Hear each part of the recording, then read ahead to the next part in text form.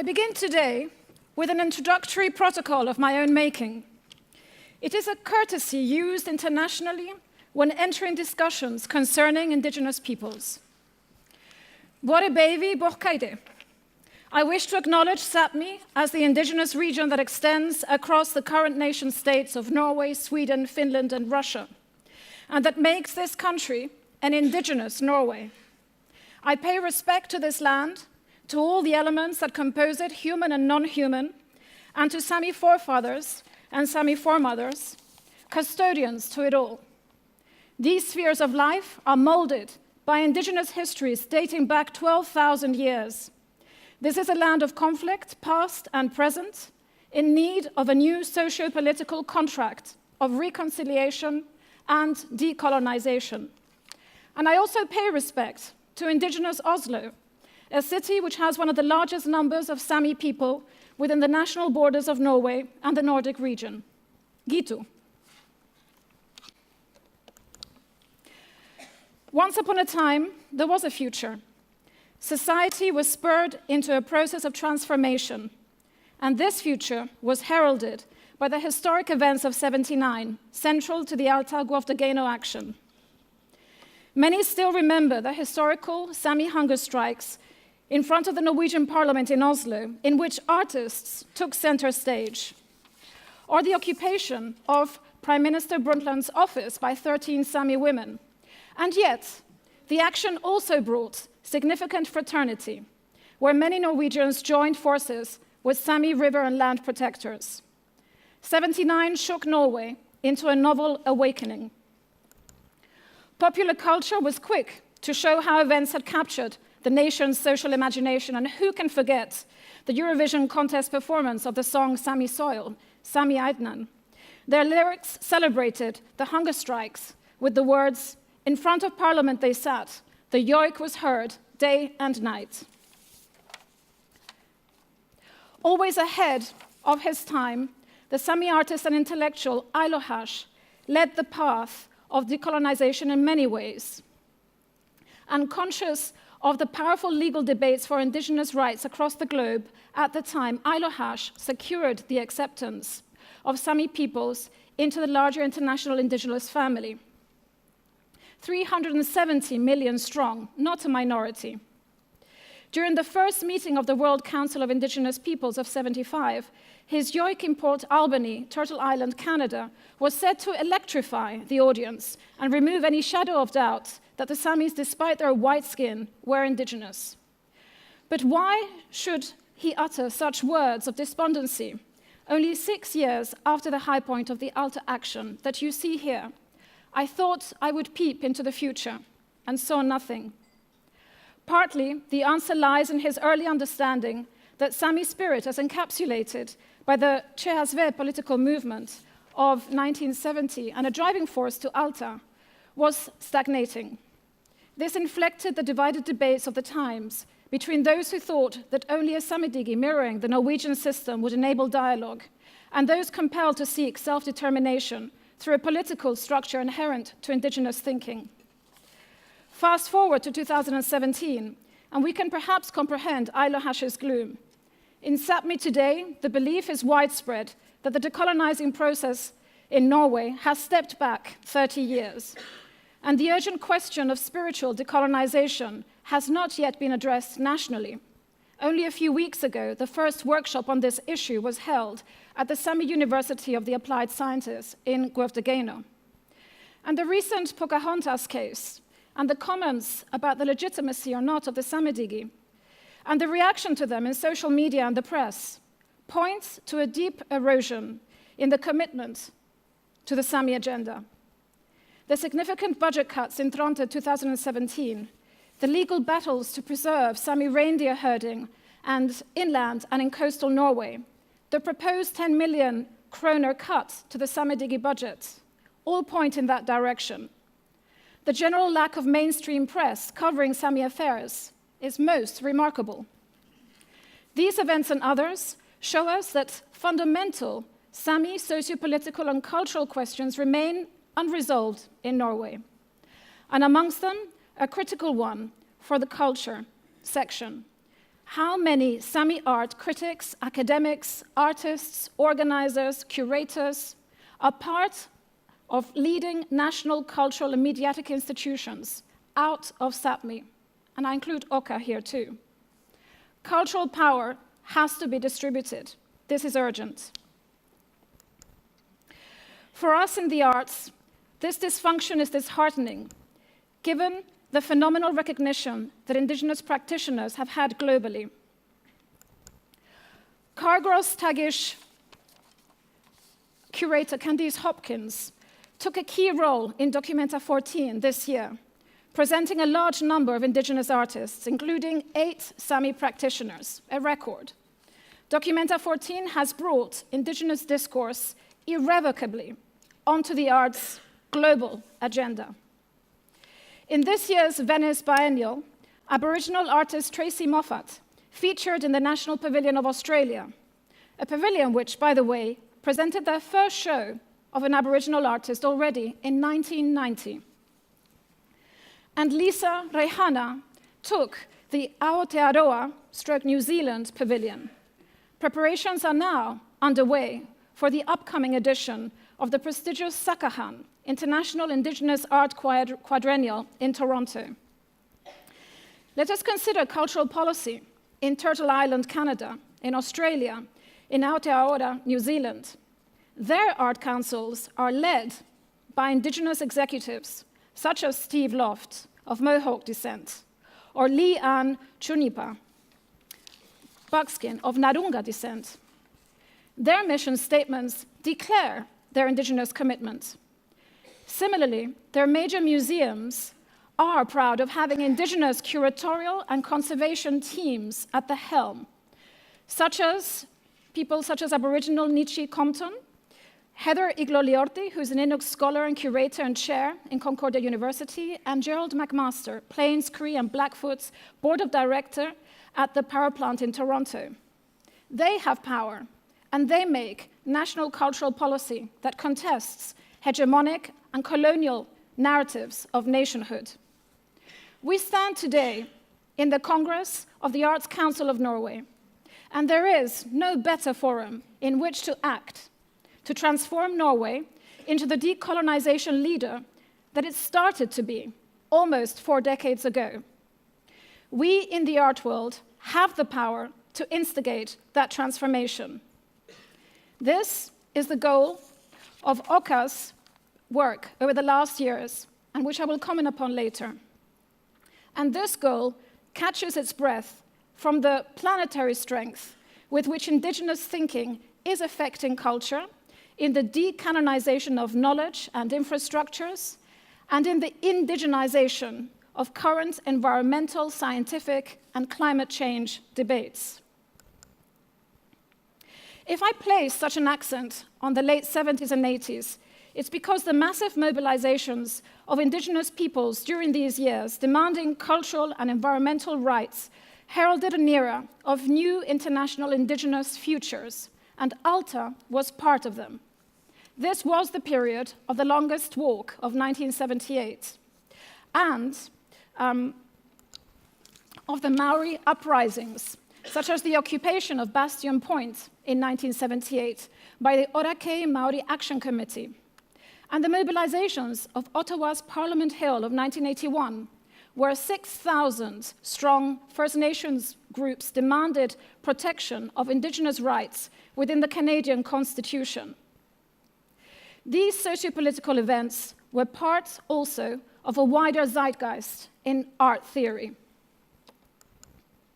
From the 1960s onwards, feminism and ecology, Afrofeminism, and indigenous philosophies found common ground as part of the wider social justice movements. Indigenous artistic practices fought for the decolonization of processes and languages, as in this early work by Sami artist Kevisili Hans Ragnar Mathisen, which returned stolen Sami language to its landscape.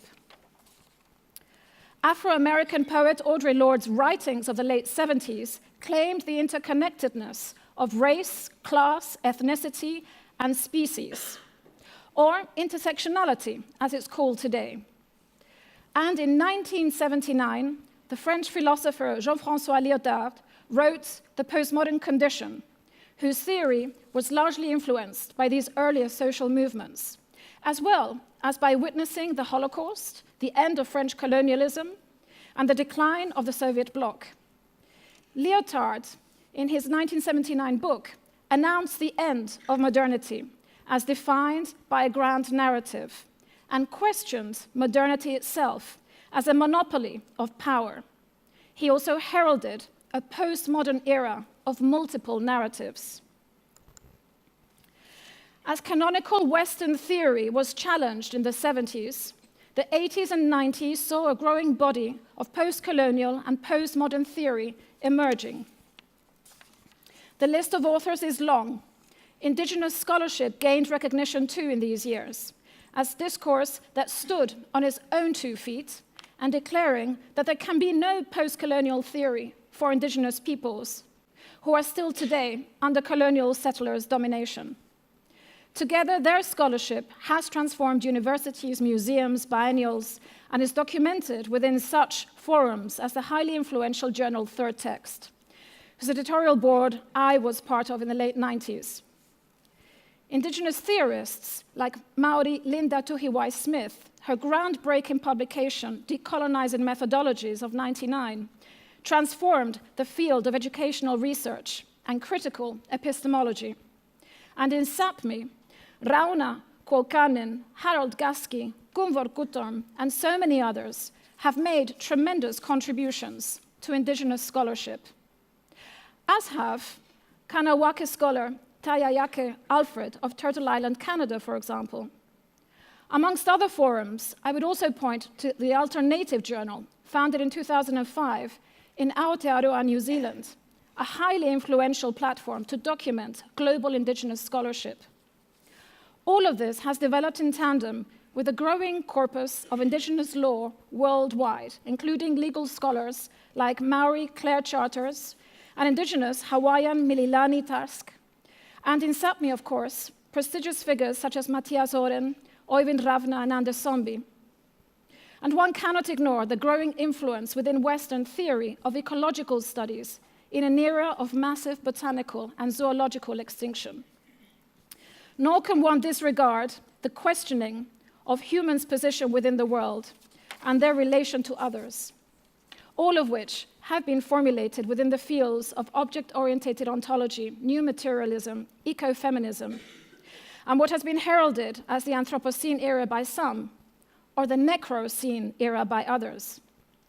To which I would only add that indigenous philosophers would argue that these new theories are another form of Western colonization of indigenous knowledge. In 2017, the next step in indigenous cultural maturation is the indigenous critical turn. Here, indigenous thinkers are not seeking acceptance from the dominant art world, but engagement as a parallel and equally important discourse. Indigenous criticism from within the indigenous artists and writers, and with a big C as Westerns know it, is emerging globally, and it's being built upon a multicultural toolbox. And while the best critics to discuss indigenous practices are initially going to be indigenous, there is much space for others. This year, we have seen, both in the UK art journal After All and in Documenta's journal South as a State of Mind, many of these writings. One goal of indigenous critique is to indigenize, that is, to promote indigenous ways of being and knowing that are better for our mutual continuance on this planet than the ways that currently rule indigenous peoples. And therefore, anyone who can combine the best of Western critical approaches with indigenous worldviews to produce indigenous criticism is welcome and necessary to build bridges of knowledge and reconciliation. And with all this in mind, it becomes clear that the great interest in Sápmi arts we witness today globally is not simply a fashionable trend of a fickle art world charmed by its exoticness. And by the way, to use the term exotic is to reassert colonialism, but rather part of a historical process that is reaching a high point of respect and recognition. And therefore, to discuss Sami questions is to discuss global questions. They are not part of a provincial chapter of Norwegian history. And the power of indigenous thinking is that it contests all of these inventions and asserts its place as a body of thought of and for the future. So Sami practices are and should be considered as transformative, innovative, and futuristic.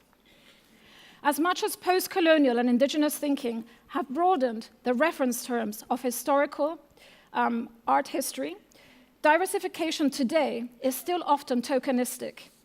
Here, we need institutions in Norway to go all the way with what is called globally the 3 Ps, in the Samification of personnel, projects, and publics. And this means posts for Sami professionals beyond Sápmi at all hierarchical levels. It means projects relating to Sami artistic practices and experiences as an integral part of our programs, and it means building sustainable Sami and non-Sami publics to engage with Sami and indigenous narratives. In Åka, our considerations regarding Sápmi started in earnest in 2014. At the time, we discussed presenting a Nordic pavilion project based on the Sami Daida Joavku. Their significance was already clear to us then. But we realized that we couldn't approach the project without embarking on a full understanding of Sápmi's recent history, of building relationships, and a great deal of learning and institutional critique.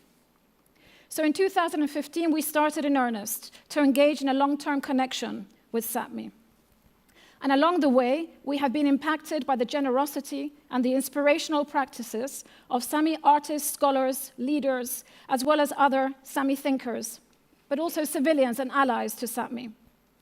We are deeply grateful to them all. We structured our Åka program upon professional collaborations with institutions and communities, small and large, in Sápmi. And whilst continuing our many widespread tasks in Åka, the projects that we have developed over the last 3 years have aimed to do various things. On the one hand, increase the knowledge, awareness, and competence of our team in Åka regarding Sápmi to a sustainable level. And on the other hand, engage in a variety of roles as supporters, facilitators, and at times curators, with always a goal to empower different Sami practitioners and narratives nationally and internationally, and to channel Åka resources, as well as to connect Sápmi and Norway to today's global discourse, and vice versa.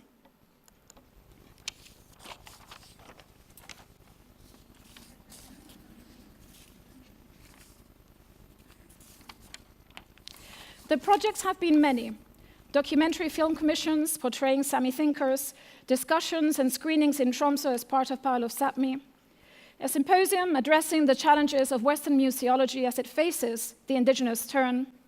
We have commissioned Sami artworks, and we are catalyzing a future indigenous arts residency in the heritage town of Maze, with strong emphasis on indigenous methodologies. In conclusion, during this year of Trante 2017, and in the context of this essential edition of the Arts Council Congress, both of which I applaud full-heartedly, I make this call. We have the obligation to work collectively to make a new plan of action. Let us indigenize our mission statements. Let us indigenize the 3 Ps of our institutions for the long term, and let us bring a decolonial reality to our midst and secure the path towards reconciliation.